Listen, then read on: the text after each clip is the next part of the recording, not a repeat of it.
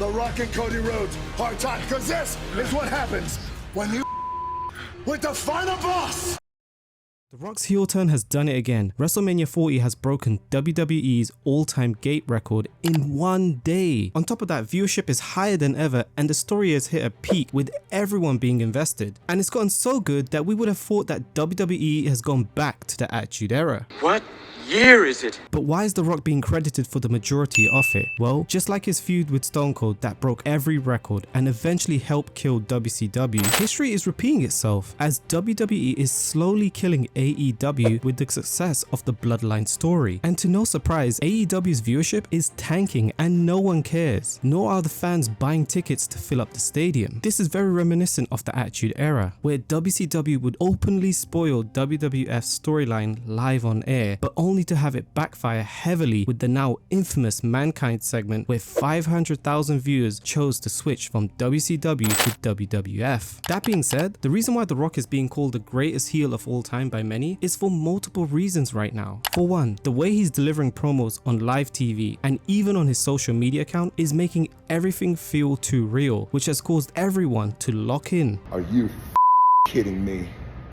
You start crying? You start crying? That's how you respond? No wonder all your fans are crybabies. I can't give the belt to Dusty, but I can give it to my mama. I can give it to my mommy. My mommy. Shut the up. And while the last version of Hollywood Rock was good, it doesn't even come close to what the Great One has been doing in the past few weeks in WWE. So let's do a little comparison from past to present to see how we went from a goofy but lovable Hollywood Rock to the final boss in WWE.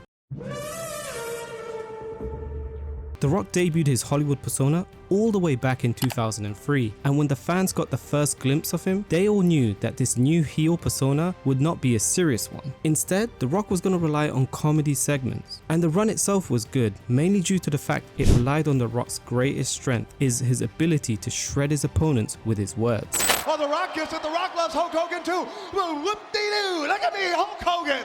Hey, The Rock, we're talking your language. How about this? Well, let me tell you something, brother. What you gonna do? Stone Cold nothing. The Texas Rattle nothing. I'm a big can of nothing. And during this time, The Rock even feuded with mid-carders like the Hurricane, and the segments between the two were hilarious. The Rock made the Hurricane look like an idiot, only to put him over in a match later on was just great television. It just goes to show his willingness to give back to the business that helped build him up. You used to be an idol, an icon, loved by millions. Yet tonight you come out and you trash the people. What's up with that?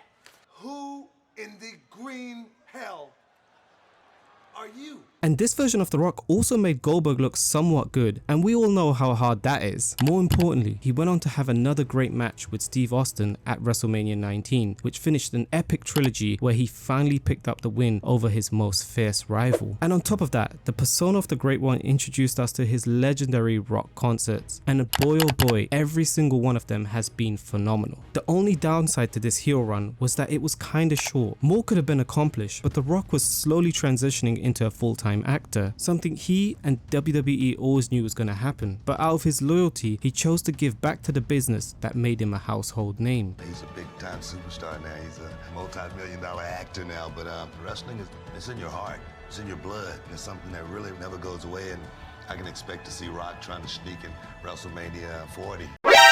This just goes to show the world the versatility in the character he's able to play, from the corporate sellout where he aligned himself with Vince McMahon and hid behind his stooges, to the leader of the Nation of Domination where he became the voice of that faction, taking it to new heights. The Rock has done it all when it comes to playing heels in WWE, and has continued to show no matter what type he plays, he's always able to knock it out the park and reinvent himself into something new. Which brings us to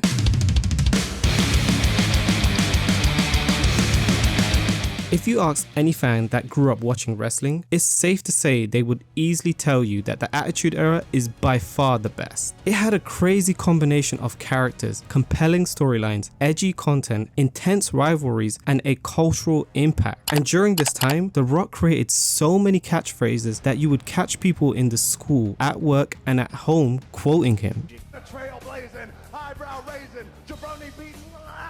Turn that sumbitch sideways and stick it straight up your candy ass.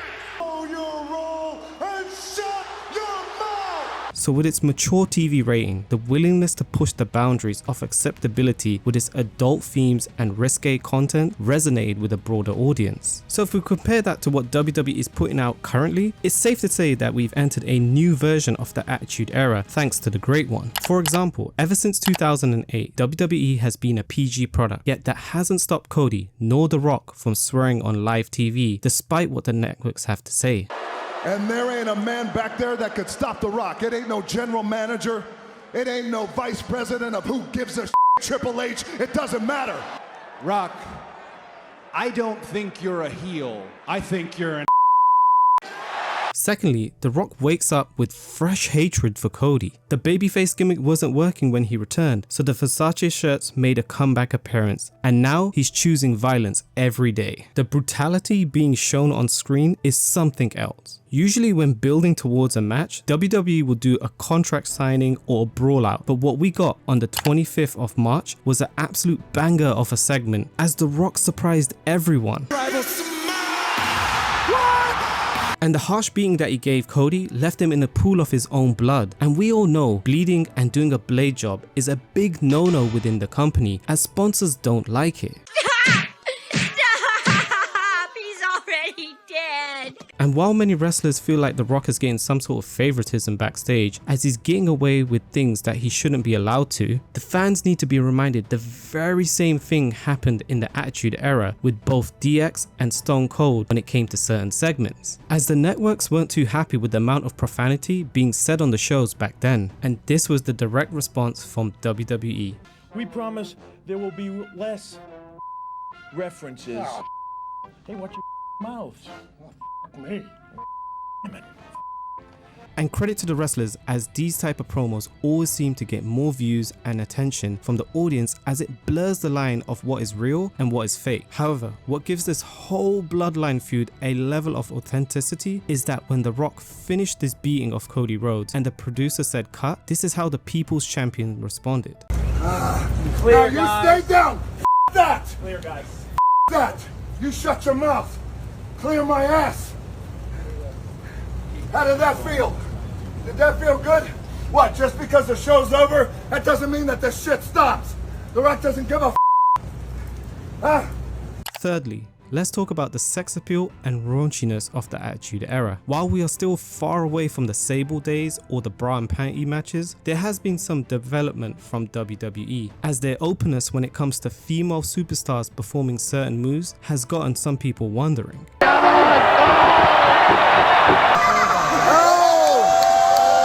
Lord have mercy, I'm about to bust. At this point, this is the closest to the Attitude Era the fans are going to get. The only thing missing now is probably Stone Cold making an appearance. However, with all that being said, we must rewind back to the most recent episode of Raw, as it was a breath of fresh air to see The Rock so pissed off. Because in the past, every time The Rock has been a heel, he's always been funny, goofy heel Rock. This is the first time we're seeing the monstrous, scary heel Rock, who's willing to do anything in his power to rip you apart if things don't go his way, essentially the final boss. This is easily creating the best version of his heel persona, which gives us memorable segments reminiscent from the Attitude Era. No!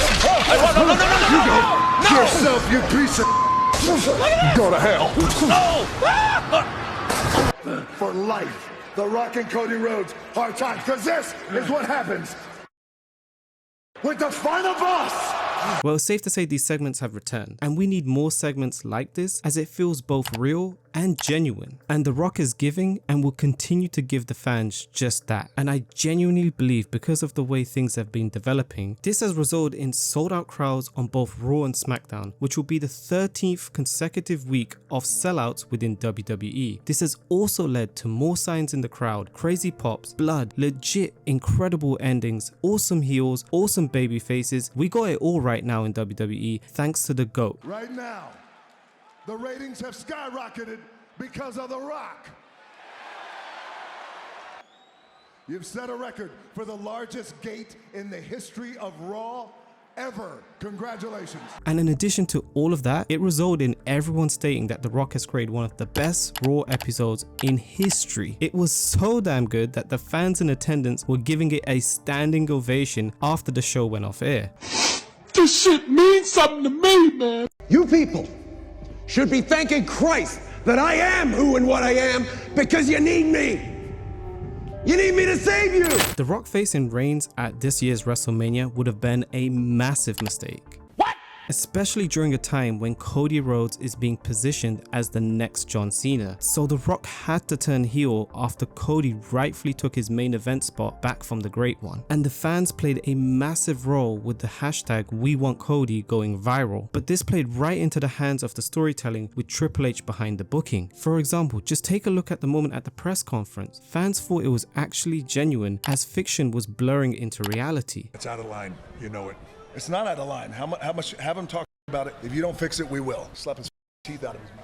Now, why would that be the case? Well, both parties have relatable premises that fans could connect with. The Rock, he's defending his family as an elder, while Cody is trying to make his father's dream come true. As a result, The Rock has elevated the Bloodline storyline to new heights. For instance, SmackDown every week has been the best show from WWE. I'm even going to say The Rock has done more work on the road to WrestleMania than Roman Reigns has done recently. His presence alone is making everything more unpredictable. But the best thing The Rock has done ever since he's returned this year is using his own social media accounts to cut longer promos. And because it's online, it's completely unfiltered as he's taking shots at both Cody Rhodes and Seth Rollins. All the bullshit that the people's champion has got to deal with. That was Cody Rhodes' story, but it was last year.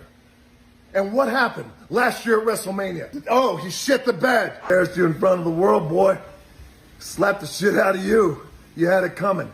Talk shit about my family again. The Brahma Bull made both men look like complete bitches. In addition to that, he's taking shots at Cody for crying almost every week over how he won't be able to celebrate his likely world title win with his father, which proved The Rock's point that Cody and his fans are absolute crybabies. Even Roman chimed in stating that he's repeating the same things every segment. Really in charge? Is it the tribal chief or is it the final boss? That's old. Didn't you just say that to him, but the other way around? Is that all you got? This is what I'm talking about here. But on top of all of that, The Rock has been burying Seth Rollins and made him look like an afterthought to most. When WWE comes to Netflix, is Seth Rollins gonna be champion? They're not asking that, number one, because they don't care, and number two, they don't know who in the hell you are. Call an ambulance! But not for me. The Rock didn't even let any other man cut a complete promo when all four men met for the first time on SmackDown after the WrestleMania XL kickoff event, making sure everyone knows that he's truly the one in charge right now.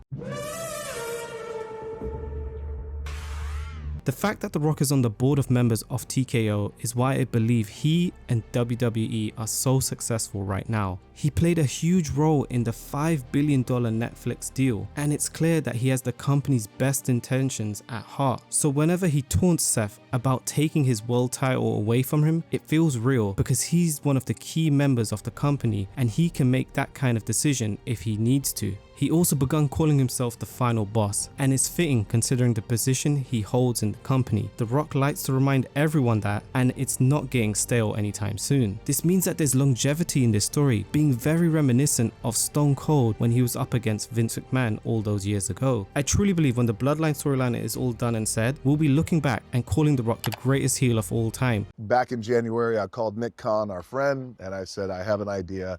How about this? Why don't we take care of the people, give them this story of Cody Rhodes and Roman Reigns? However, I said, what if I became the greatest bad guy of all time? Everything that he did at WrestleMania 40, he truly is one of a kind, and I'm certain that he'll be on everyone's Mount Rushmore for sure. But let me know what you think in the comment section below. Is The Rock the greatest heel of all time? And if you enjoyed the video, make sure to give it a like and a subscribe.